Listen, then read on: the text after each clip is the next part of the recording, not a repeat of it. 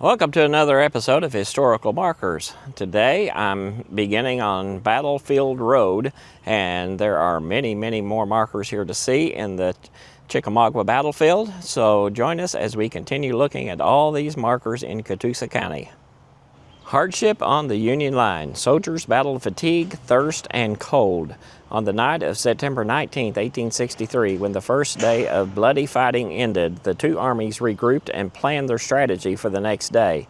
The Federal left withdrew to a line which extended to your left and right from this point. The Confederate line was at your back. Already weary, after a day's fighting, the Union soldiers here could not rest. Their axes rang as they built breastworks of logs, rails, and earth to defend against the attacks that would come in the morning. Cold and thirst plagued the Federals through the night. Their canteens ran dry. The Confederates blocked their access to Chickamauga Creek and other water sources. It was unusually chilly for a September night, but with the enemy so near, campfires were prohibited. A Wisconsin soldier wrote, "We had a slight frost. We lay on our arms without blankets or even coats, having thrown away everything but gun and ammunition." Mortally wounded not far from here on the morning of September 20th was Confederate Brigadier General Benjamin Helm, the brother-in-law of President Abraham Lincoln. Helm had been leading his Kentuckians against the Union breastworks when a bullet pierced his right side. He died that night. Lincoln had offered Helm, a West Point graduate, a commission on the Union Army, but Helm joined the Confederate Army instead. When President Lincoln learned his favored brother-in-law had been killed at Chickamauga, he was visibly stricken. It is said that Helm's death hurt Lincoln as much as the death of his son Willie, stricken with fever in 1862. The second day begins. Morning brought repeated attacks on the Union breastworks here. By the morning of September 20th, 1863, General Braxton Bragg had organized his Confederate Army into two wings, Longstreet's on the left and Polk's here on the right. Bragg ordered Polk to attack at dawn. However, the attack was delayed, and the Federals used the first critical hours of daylight to strengthen their log breastworks. Finally, at 9:30 a.m., Major General John C. Breckinridge's Confederate division struck the Union breastworks at this point. Other Confederate units joined them as the attack spread southward along the line of monuments behind you. The pressure of these attacks forced Union Commander Major General William Rosecrans to move men from his center to stop the attacks here on his left. About noon, the futile and costly Confederate charges ended, not to be resumed until late afternoon. The Federals stood firm behind their log wall, awaiting the outcome of the fighting still raging south of here.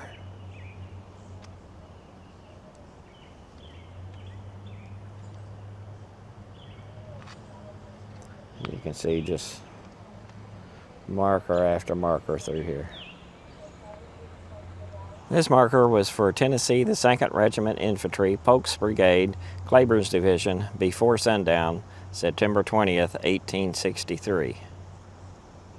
Marker is in memory of officers and enlisted men of the 15th U.S. Infantry who were killed or died of wounds received in this field September 9th and 20th of 1863.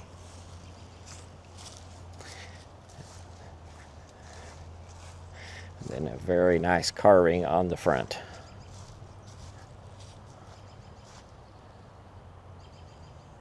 This marker is in memory of the officers and enlisted men of the 16th U.S. Infantry who were killed or died of wounds received in this field September 19th and 20th.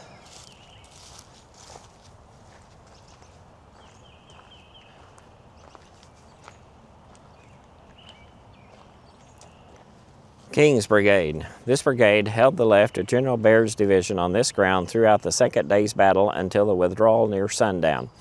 The formation was in 4 lines, there being a breastwork of logs 2 feet high along the front. Between 7 and 8 a.m., the 1st Battalion and 18th Infantry was sent across the glade to the crest on the east side, taking the logs in its front with it. There it remained until forced back by the advance of Helm's Brigade and Breckinridge's division. It rejoined the main line. Dodge's brigade and Johnson's division was on the left of King and Scribner's brigade of Baird's division on its right. King was heavily engaged from 10 a.m. till about 1 o'clock and again shortly before sundown, when it withdrew under heavy attack, from which it suffered severe loss, but was reorganized west of the Kelly Field and proceeded to Rossville. The battery of the Brigade H, 5th U.S., was sent about noon to Rossville and was not engaged. They had 1,513 people, and they lost 55% of them. This marker is for the Tennessee 48th Regiment Infantry, Polk's Brigade, Claiborne's Division. It was before sundown on September 20th of 1863. This one was the Tennessee 35th Regiment Infantry, Polk's Brigade, Claiborne's Division, before sundown, September 20th, 1863.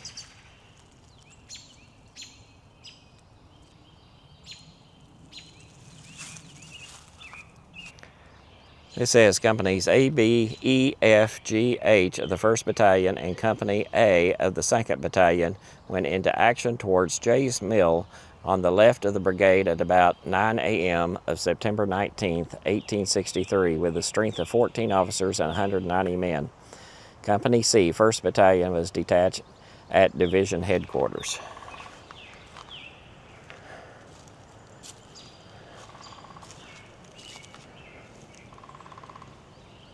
So this is the 19th U.S. Infantry, 3rd Brigade, 1st Division, 14th Corps. This marker is for the 35th Indiana, 3rd Brigadier Barnes, 3rd Division, Van Cleve, 21st Corps, Crittenden.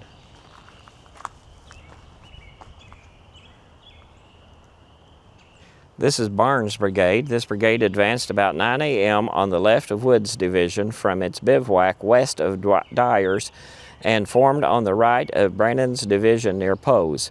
Moving to the left with Wood's division, it was dispatched to the left of Baird's line north of the Kelly Field, where about noon it entered the general action on this ground. It was hotly engaged for over an hour, advancing beyond the Alexander's Bridge Road. Shortly before sundown, it was heavily attacked and retired fighting to the forest west of Lafayette Road, and thence withdrew with the army to Rossville.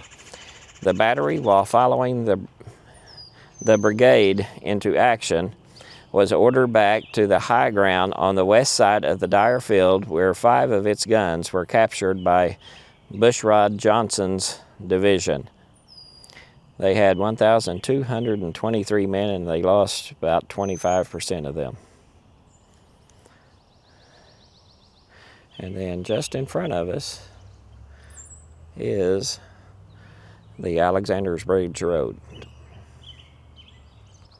This markers for the 99th Regiment, Ohio Infantry, Barnes Brigade, from 2 a.m. to 5:30 p.m., September 20th, 1863.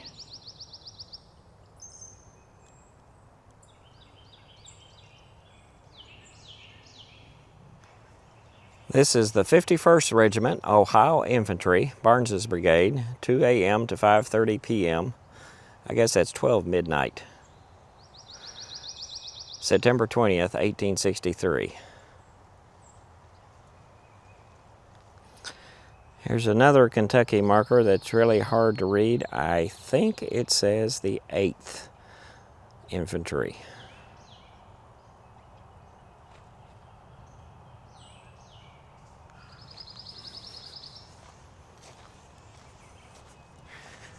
This is the Indiana's tribute to her 29th Regiment Infantry, Lieutenant Colonel David M. Dunn commanding. Saturday, September 19th, 1863, about 1 p.m., this regiment with its brigade reached a position in line near the Brock Field, charged the enemy, and drove him back across the north end of the same into the timber near the Winfrey Farm, and remained there until nightfall, where it took part in resisting the night attack of Cheatham's and Claiborne's divisions. September 20th, 10 a.m., marched to the northeast corner of the Kelly Field and became heavily engaged and held the line against all assaulting until 6 p.m. Dodge's Brigade. About 8 o'clock on the 29th and 30th, Indiana and part of the 79th Illinois moved from the southeast side of the Kelly Field and formed here, having John Beatty's brigade of Nagley's division on the left. About 9:30 a.m., they were heavily attacked by part of Helm's brigade and Stovall's of Breckinridge's division. After Beatty's brigade had been forced from its left, Dodge retired his command about 100 yards to better guard that flank. He was heavily engaged during the forenoon and early part of the afternoon. Towards sunset, he was ordered to withdraw and lost heavily in gaining the woods west of Lafayette Road. Thence the brigade proceeded to Rossville. Here we have another Indiana marker to the 30th Regiment Infantry. September 19, 1863, this regiment with its brigade came into the field near Crawfish Springs at 1 p.m., moved to the left and went into action north of the Brock Field, driving the enemy some distance in a bitterly contested struggle. After some movements to the left, night came on. When the enemy attacked and killed at 2 hours fighting, the regiment moved to the line southeast of the Kelly Field. Morning of September 20th, threw up breastworks and resisted an assault at 9 a.m., was then removed to this position, and at 12 midnight was heavily attacked, but held the line. About 5 p.m. the line was again attacked, and soon after withdrew under orders to the woods west of Kelly Field, thence to Rossville. And here is an Illinois marker for the 79th Infantry, Dodge's Brigade, from 9 a.m. to 5 p.m., September 20th of 1863. And actually, Kelly Field is just through the woods a little bit that direction. And Illinois, 84th Infantry, Cross's Brigade, 9 a.m. to 2 p.m. on September 20th of 1863.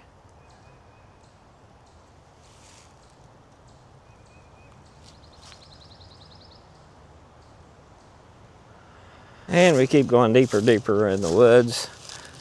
This one is for the 9th Regiment, Ohio Infantry, Vanderveer's Brigade, 11 a.m., September 20th, 1863.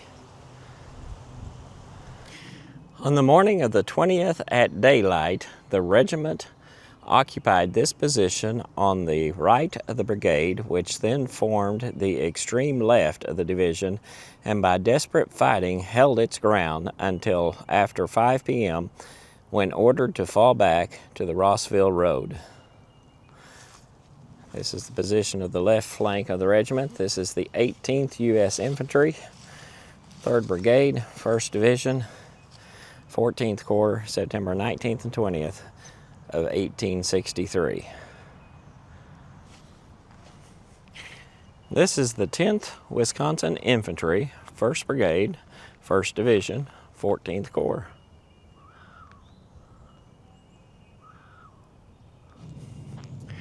This right here is for the 2nd Ohio Infantry, Scribner's Brigade, Baird's Division, 14th Army Corps. This is Baird's division. At 3 o'clock a.m., September 20th, General Baird, having withdrawn the evening of the 19th from the vicinity of Jay's Mill, posted his division in the woods around the northeast corner of the Kelly Field and about 150 yards in advance of it. He strengthened his front with a breastwork of logs and rails. Starkweather's brigade was on the right, facing east, with 4 guns in such position as to enfilade the line to the left. Scribner's brigade was next on the left, with its left refused and facing northeast, while King's brigade, facing north, formed the left of Baird's line, which soon after was further extended to the left by Dodge's brigade of Johnson's division. The remainder of Johnson's division was in line on Baird's right. The fighting on Baird's front began about 10 o'clock and was heavy until 1 p.m. Breckinridge's division assaulted first and gained the Lafayette Road, but was finally driven back and around the Union left at 11 a.m. when it was replaced by Walker's and Little's divisions of Walker's Corps. These were repulsed by 1 p.m. The contest on the left of Baird for the possession of the Lafayette Road was participated in, though not all at the same time, by the brigades of Dodge, John Beatty, Gross, parts of Willock and Berry and Stanley, Vanderveer, and Barnes.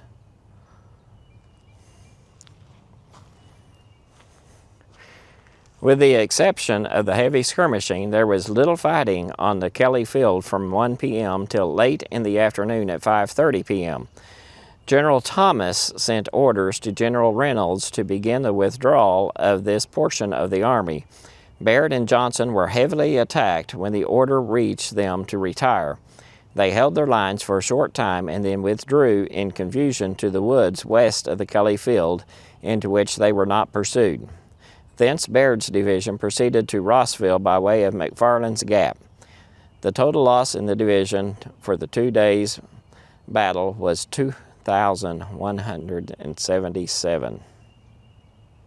This is the Tennessee 3rd and 5th Confederate Regiments Infantry, Polk's Brigade, Claiborne's Division, before sundown on September 20th of 1863. Organized at Camp Morrow, Portsmouth, Ohio, August 27, 1861, Joshua W. Sill, Colonel Oscar F. Moore, Lieutenant Colonel Joshua V. Robinson, Major. The regiment on September 19, 1863, with its brigade, was engaged about a mile a little south of east of this position. First with Wilson's brigade and then with Little's division, taking some prisoners about 12 midnight. After the withdrawal of these troops, it was struck by Jackson's brigade of Cheatham's division and was forced to retreat and was not rallied until it reached the state road, where being reformed, it advanced with a brigade to the left of General Johnson's command near Reed's house and took part in the night fight.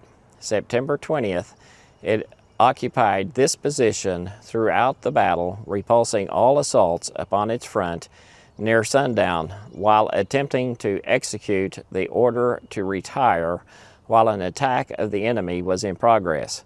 A portion of the regiment was captured. Loss 160.